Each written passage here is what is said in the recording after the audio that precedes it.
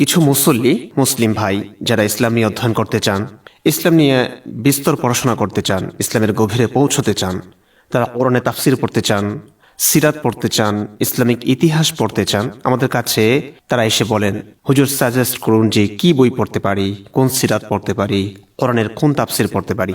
তখন আমাদের মনে একটা ভয় আশঙ্কা কাজ করে, আমি তাকে কি পড়তে বলবো, কোন তাফসির পড়তে বলবো, কোন সিরাত পড়তে বলবো, ইসলামের কোন ইতিহাস পড়তে বলবো। সহি সোর্সের কথা যদি বলি, একদম সহি সোর্স, সেখান থেকে যদি একজন মুসলিম, সাধারণ মুসলিম যদি সিরাত পড়ে, কোরআনের তাফসির পড়ে কিংবা ইসলামের ইতিহাস পড়ে, তার ঈমান যে নড়বড়ে হবে না, আমি এই গ্যারান্টি দিতে পারি না। হবেই, কারণ ইসলামের যে কথাগুলো আমরা শুনে এসেছি আলেমদের কাছ থেকে, ছোটবেলা থেকে মানুষের মুখে মুখে জনশ্রুতির মাধ্যমে যে ইসলাম আমাদের কাছে পৌঁছেছে, সেই ইসলামের রূপ এক আর সহিহ ইসলামের রূপ আরেক।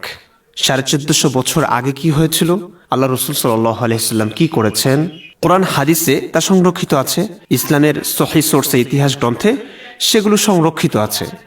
সেখান থেকে যদি আমি ইসলাম পড়তে চাই, অধ্যয়ন করতে চাই, তাহলে যে আমার ইমানের ঘাটতি হবে না, ইমান যে নড়বড়ে হবে না, কিংবা ইমান যে প্রশ্নবিদ্ধ হবে না, এটা আমি গ্যারান্টি দিয়ে বলতেই পারি না। আমি যখনই কোনো মুসলিম আমাদের কাছে বলে, কোনো মুসলিম বলে, হুজুর আমি বেশি পড়তে চাই, গভীরে পৌঁছাতে চাই, তখন আমি মনে মনে বলি যে গভীরে পৌঁছানোর দরকার নাই। আপনি এই আলেমের কথা শুনুন, ওই আলেমের কথা শুনুন। কারণ যখন সে গভীরে পৌঁছানোর চেষ্টা করবে, কোরআনে তাফসির পড়বে, তখন তার কাছে এমন এমন দিকগুলো উন্মোচিত হবে যা সে নিতেই পারবে না। তার কাছে নানান প্রশ্ন দেখা দিবে, তার মনে উকিঝুঁকি মারবে হাজার হাজার প্রশ্ন, যে প্রশ্নের উত্তর সে পাবে না কখনোই।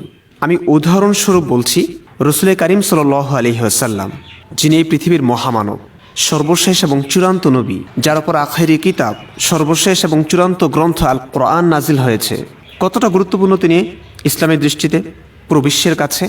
তিনি সহ তার পুরো পরিবারের প্রায় সকলেই নিহত হয়েছেন কিংবা শহীদ হয়েছেন বলতে পারি। কাদের মাধ্যমে জানেন? মুসলিমদের হাতেই, শত্রুদের হাতে। স্বাভাবিক মৃত্যু ঘটেনি। আল্লাহ রসুল সাল্লাল্লাহু আলাইহি ওয়াসাল্লাম কিভাবে মরেছেন? কিভাবে? আল্লাহ রসুল সাল্লাল্লাহু আলাইহি ওয়াসাল্লাম বনু কুরাইজার ওপর গণহত্যা চালিয়েছিলেন। বনু কুরাইজার 400 কিংবা 600 কিংবা 900, আমি সর্বনিম্নটাই ধরি, 400 মানুষকে একদিনে জবাই করেছিলেন।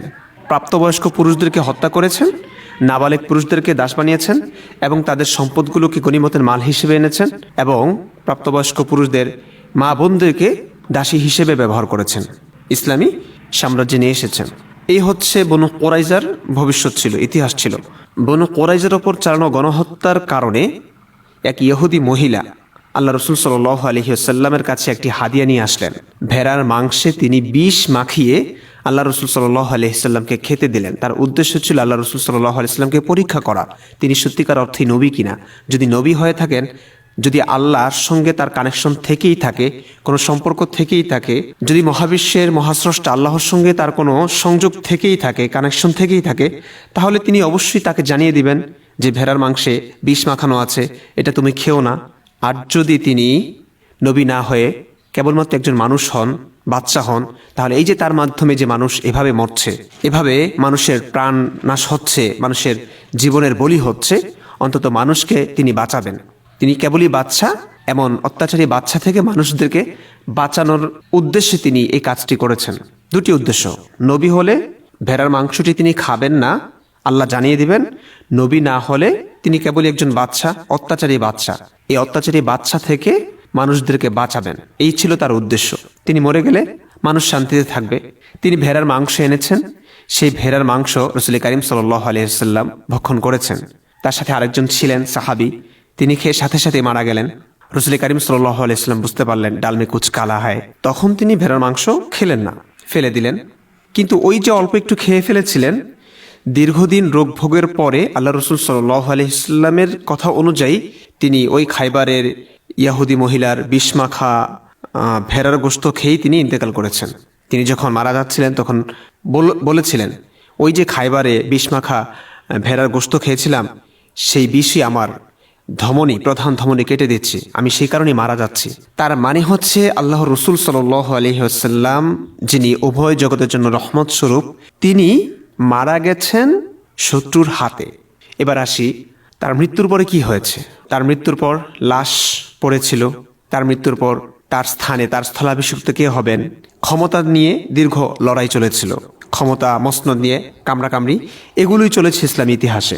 হজরত ফাতেমা, হজরত আবু বকর, রসুলের কন্যা এবং রসুলের শ্বশুর, এদের মাঝে জমি জমা নিয়ে ঝগড়াঝাটি, ইসলামী ইতিহাসে এসব আছে। হজরত ফাতেমারও মৃত্যু হয়েছে অস্বাভাবিকভাবে।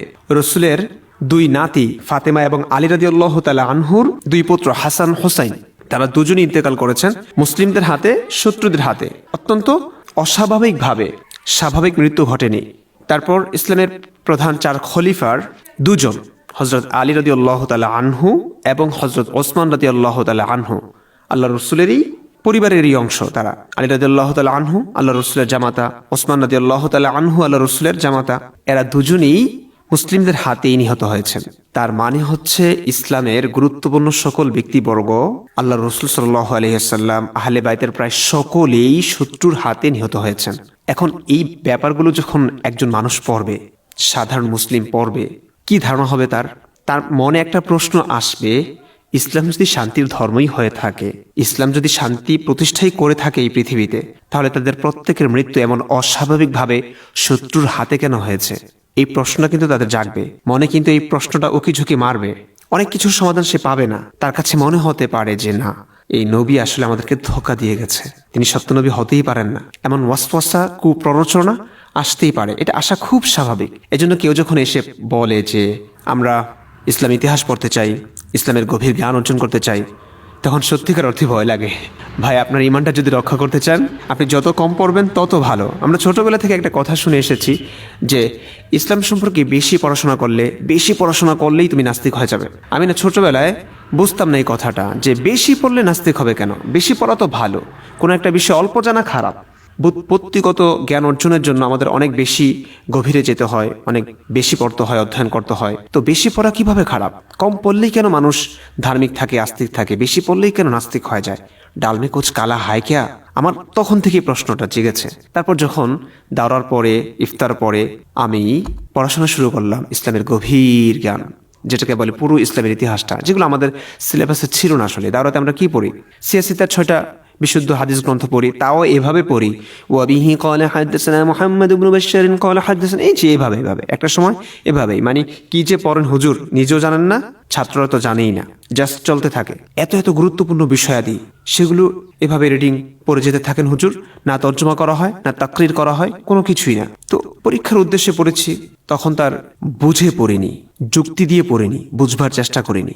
যখন এইসব আবার ঘাটাঘাটি করলাম, তখন দেখলাম যে মনে অনেক প্রশ্ন জাগছে, যে প্রশ্নের উত্তরগুলো আমার কাছে নাই। গেলাম আলেমদের কাছে, তাদের কাছেও নাই।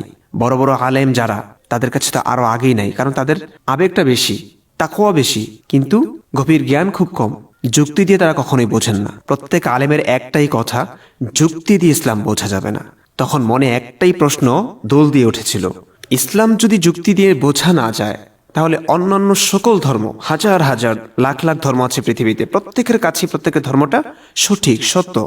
প্রত্যেকের একজন ঈশ্বর আছেন, প্রত্যেক ধর্মেরই একজন ঈশ্বর আছেন, সৃষ্টিকর্তা আছেন, তারা তাকে মানে। একটা ধর্মগ্রন্থ আছে, সেগুলো কোথা থেকে আসলো? ইসলাম ধর্ম সত্য হলে সেগুলো মিথ্যা, সেগুলোর কোনো একটি যদি সত্য হয়, ইসলাম ধর্ম মিথ্যা, তাহলে ইসলাম ধর্ম কোন দৃষ্টিকোণ থেকে অন্যান্য ধর্মাবলম্বীদের সঙ্গে যুদ্ধ করলো, তাদেরকে মারলো, তাদের মা বোনদেরকে বন্দি করে আনলো, তাদের নাবালেক শিশুদেরকে দাস হিসেবে ব্যবহার করলো, তাদের সম্পদগুলোকে গনিমতের মাল হিসেবে মুসলিমরা ভোগ করলো? কেন? তাদের ধর্মটা যে মিথ্যা, এটা কিভাবে প্রমাণ করলো? যদি যুক্তি দিয়ে ইসলামই না বোঝা যায়, নিশ্চয়ই যুক্তি দিয়েই বুঝতে হবে যে ইসলাম ধর্মটাই শ্রেষ্ঠ, ইসলাম ধর্মটাই অন্যান্য ধর্মের চাইতে সুন্দর, শ্রেষ্ঠ এবং সত্য, এটাই একমাত্র সত্য ধর্ম, অন্যান্য ধর্মগুলো মিথ্যা। এই কারণে যুক্তি, দলিল। কিন্তু দলিল দিয়ে যদি ইসলামই না বোঝা যায়, তাহলে অন্য ধর্মগুলো যে মিথ্যা পথে আছে, ভ্রান্ত, এইটা কিভাবে নিরূপিত হলো? এবং এটা নিরূপণ হওয়ার আগে ইসলাম কিভাবে অন্য ধর্মের লোকদেরকে মারল? এই প্রশ্নের উত্তর আমি পাইনি। এই প্রশ্নের উত্তরটাই আমার কাছে আমার পুরো জীবনের সবচেয়ে বড় জটিল প্রশ্ন।